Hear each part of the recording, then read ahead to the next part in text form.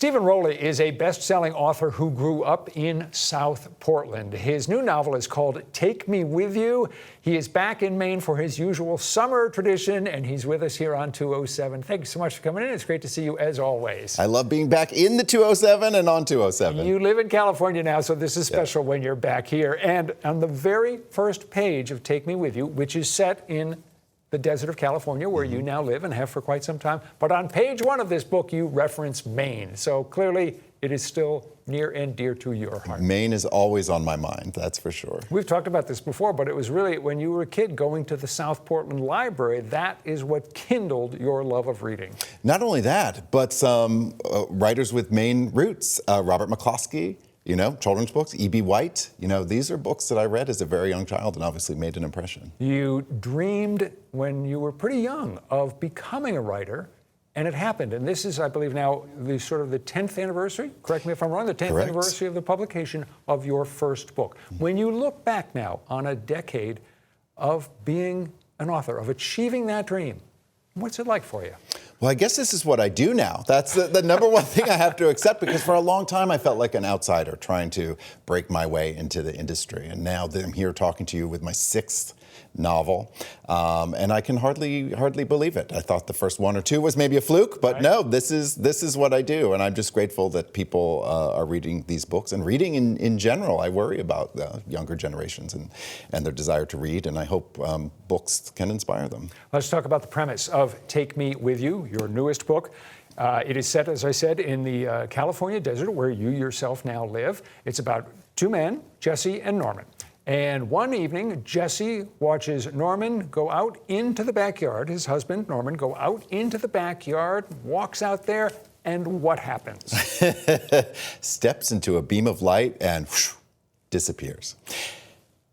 You want to know where that came from? You read my mind. It's like you're an extraterrestrial who can read my thoughts, Stephen. Not quite. This is not where I rip back my skin suit and show you my true alien self. But it is based on an argument that heated discussion, argument may be too hard, that I have with my own husband, and maybe it's the same with your wife. If a UFO showed up over the backyard and a beam of light shone down, and you don't have time to think or pack or even say goodbye, would you go? Or would you not go? And my husband was always team, bye, he's gone. And I'm left thinking, am I not enough? Is this life that we're building not enough? Are the dogs not enough to stay for?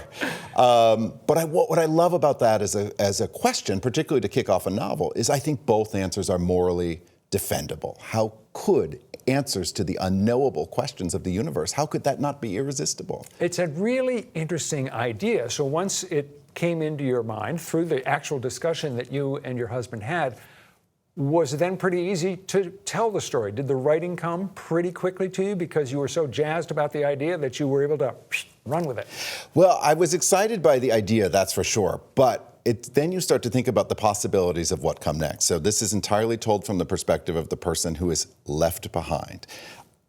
Is the partner coming back? Is he allowed to move on with his life? How soon before his husband's friends and family come closing in on him? And I've seen enough episodes of Dateline that I know who is always the prime suspect in a disappearance, but the spouse. And so as the world starts to close in on this character, he's left trying to define himself.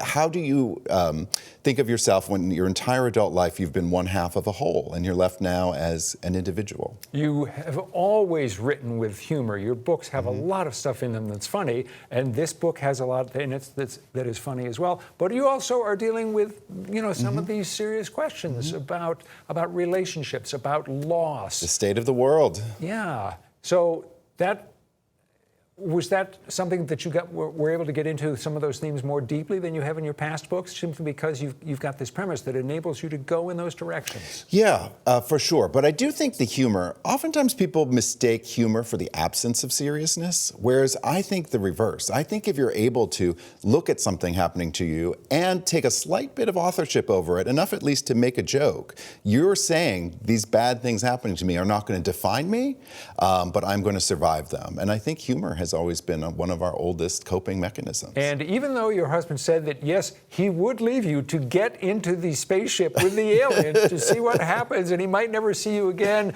you two still are doing great because you dedicated this book to him. I dedicated the book to him. Yeah, I mean, how could I not after all this? But I do think the flip side of this equation, there's something brave about staying.